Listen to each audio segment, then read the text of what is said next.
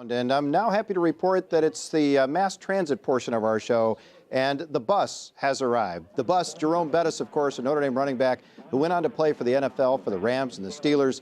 He retired in 2006 after winning a Super Bowl with the Steelers, and he's currently 7th on the list of NFL rushing yards leaders. Jerome "the Bus" Bettis, welcome to Notre Dame Day. Hey, thanks for having me.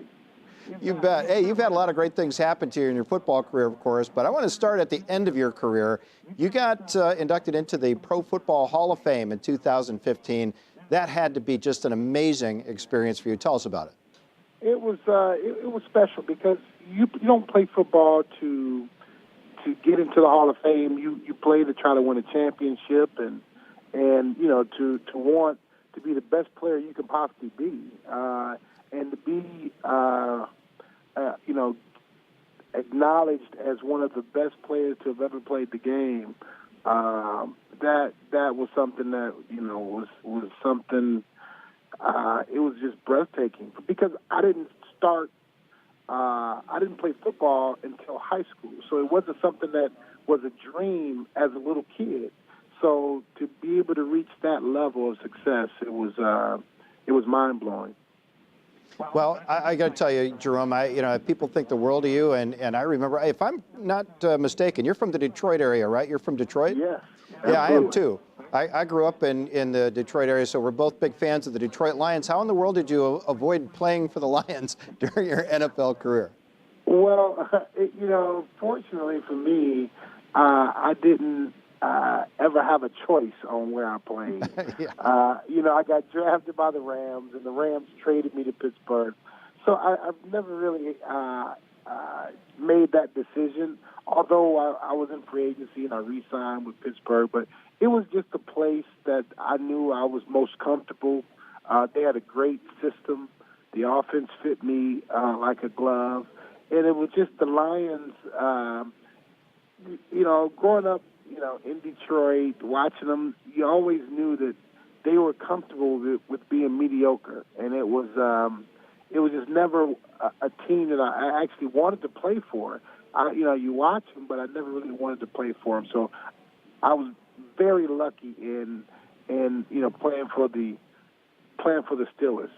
Of course, and you played here at Notre Dame for a coach, and I would say the word mediocre was not even in his vocabulary. Tell us about your career here at Notre Dame. What stands out to you? The records, the touchdown records, 23 touchdowns in your sophomore season, or is it really more about the people and the mentors that you had? It was, you know, it was everything. It was, you know, coming to the university, not knowing what to expect, and having an incredible experience, you know, living in the dorms with you know the other guys and getting a chance to know some of my other classmates, and so that was, you know, an experience, you know, all of its own. And then you had to think that I also had the opportunity to play for Lou Holtz. He was incredible as a coach, so I had an incredible experience. You know, on the field and off the field. So I was very blessed to have gone to Notre Dame, and then of course we had a level of success that really every game we felt that we could win. And when you have that level of success and you have a great coach, great teammates, it just made my experience, you know, once in a lifetime. So it's a time that I'll never forget, and it's really shaped and molded me into the man that I've become because of the years that I spent at Notre Dame. Well, let's talk about that a little bit. The man that you've become. You've become very attached to the Pittsburgh area. What's keeping you busy these days? And you still find time to keep up with the Fighting Irish, but more importantly, what are you doing out there? Well, I do find time to you know to keep up with the Irish. I look at I'm paying attention to Notre Dame, but also I pay attention to the Pittsburgh Steelers. Currently, now I have a transportation company. It's based in Pittsburgh, and also part owner of a staffing company, and we're based out of Cincinnati, Ohio. So I'm pretty busy off the field now with some of the business opportunities that I have. I've been very, very blessed. And being a business major at Notre Dame, it gave me an easy segue into the business world because I was pretty understanding of the business world now, as it turned out. All right. Well, Jerome, before we let you go, tell us a little about a big event that's coming up in Chicago, as I understand. It's the Blue and Gold Celebrity Golf Invitational. What's that about, and how can people get involved? What I'm doing is my foundation is we're giving a very, very high-end golf experience, and the whole idea is to raise money. And what we want to do is we want to give money to the university, to the football endowment program, and try to endow a scholarship. And that's the goal, is to raise money, and it's going to be three facets. The university will get part of the proceeds.